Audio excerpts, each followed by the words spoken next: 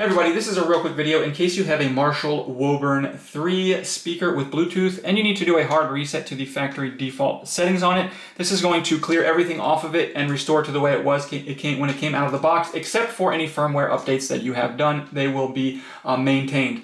So anyways, you might want to do this for one of two reasons. The first one is troubleshooting in case this speaker is not syncing with the app or not pairing with your phone, or if it keeps disconnecting, if it's not connecting to the Bluetooth, if it's not responding. Any issues like that can very often be fixed with a factory reset. The second reason you might want to do this is just any variety of situations where you want to wipe everything off of it so that then you can just set this up as a new device.